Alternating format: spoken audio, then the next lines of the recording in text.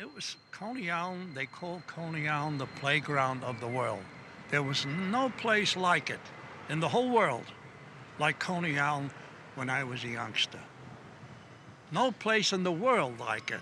It was so fabulous. Now it shrunk down to almost nothing, you see. And I still remember in my mind how things used to be. But people from all over the world came here. From all over the world. It was a playground. They call it the playground of the world over here. When I was very small, I even got lost in Coney Island, but they found me on the beach.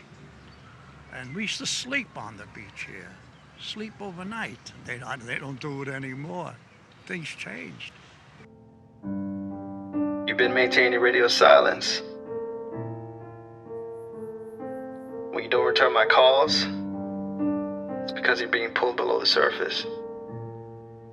I hope I'm wrong. Hope everything is okay. Hope you're just too busy to call. I miss you. I haven't seen the new house yet, so call me. Without me, who are you? How can I be without you? Big place for one person. It gives me room to unpack my mind. So no furniture then? There's enough inside my head to fill the space. So you bought a big house to fill the void? Man would rather have the void as purpose than be void of purpose. Hey. Who is this? How did you get my number? I'm on my way to see you. Is this my rockstar sister? I'm in Coney Island. What's that bad, huh? Meet me. Right, I'm on my way. Hypocrisy will make you a stranger to yourself. The world's designed to make hypocrites of us all. The only way out is through. How to do that without being your own worst enemy is a mystery. The path to paradise begins in hell.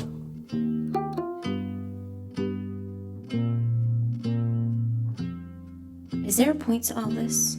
Without me, who are you? How can I be without you? Can the past be rewritten? Yes, that's the absurdity of time. The past changes as the present actualizes itself, and the past changes in the future's inflection. So where does that leave me? In an anxious present, and with the future to haunt you. Everything feels out of control. You never had control. It feels like I'm leaving you behind. You're changing. Is it possible not to change? How does it go? All that solid melts into air. All that is holy is profaned. Am I some past version for you? The past isn't fixed. That's not an answer.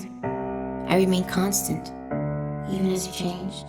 That's the paradox. But why try and be consistent? The root, the foundation is consistent. So you're burying me. No, grounded by you. Hit song on the radio's rarefied air. Doesn't sound grounded. So I'm a sellout. What happened to stay true? Stay underground. Stay independent. The underground is dependency. It's useless clutter of late payments, shut-off notices, constant and boring distraction. So rebellion is just a phase. No one wanted to know who I was or what I had to say until I made someone money. That's the world. And if the anarchy and equality we want cost you your newfound wealth, then what have we lost? Money? Fuck money. Easy to say when you have it. Funny. They said it was easy to say because I was broke. Now I'm paid and it's easy to say. Paid or broke, fuck money. You don't feel compromised? I wouldn't be having this conversation if I wasn't. And the fame? A byproduct. You didn't want it? It was a package deal. But do you want it? No. But you got it. Funny how that works. Then what do you want? To create without the obstructions. What's in the way? Money. So it's either fame or the lottery. Shouldn't the art be off limits? It's all I'm good at. That's not a justification. Not making art is living through death. Doing something else to make money becomes an obstruction, a distraction. So I do what I'm good at. I make the art pay for itself. And if financial impetus colors the art, the struggle's real. And if the art suffers for it, life is suffering. Nothing is more desirable than to be released from an affliction. But nothing is more frightening than to be divested of a crutch. The art suffers either by attrition or by commodification. Either one is medicine to the other's poison. So are these antagonisms built into us or constructed for us? What would we be without them? Something intangible, like a dream. Unrealized potential has always been a source of sorrow for you. Keep your head above the water. Everything's moving slow, sounds far away and is out of reach. Find the surface. And it's hard to breathe, hard to know. Which way is up? Panic and doubt weigh you down. Natural buoyancy comes in letting go. Can't rise without letting go.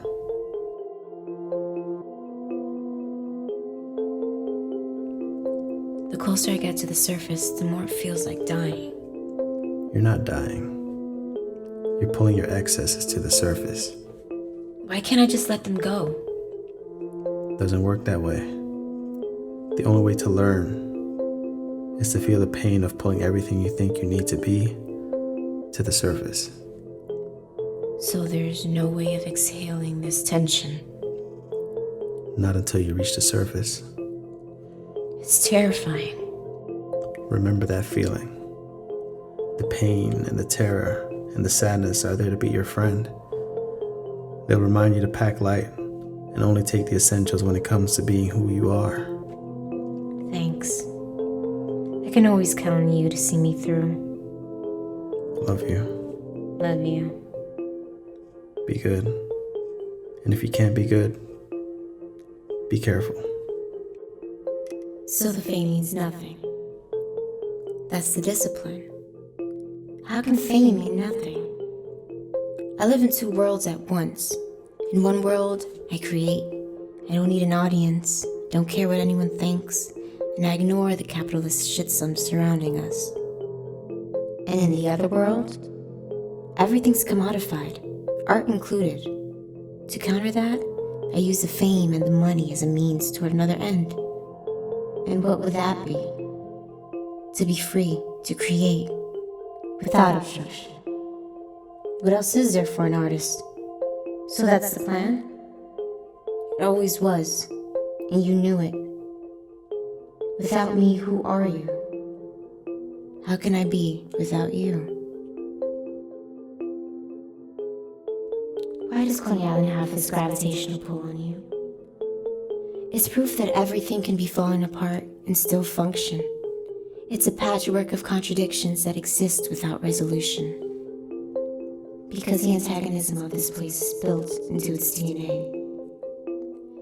How many times has the eulogy for Coney been written? How many times have real estate developers and politicians called for its head? You aren't here out of nostalgia. No. You're looking for something else.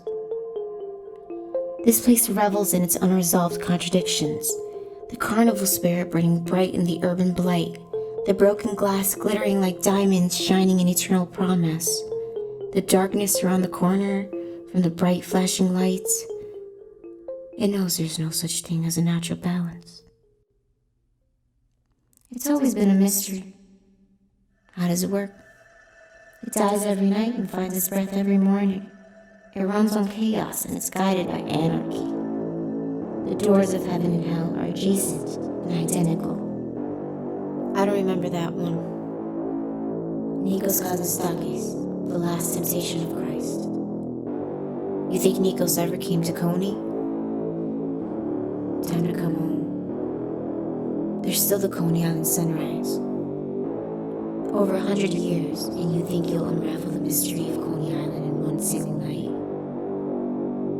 It's impossible to unravel the mystery of this place. Do you know why? No. Because the mystery is the glue that holds Coney Island together. There's still something hidden here. Maybe it can only be seen in the sunrise. Do you know what you're looking for? I'll know when I see it, or feel it.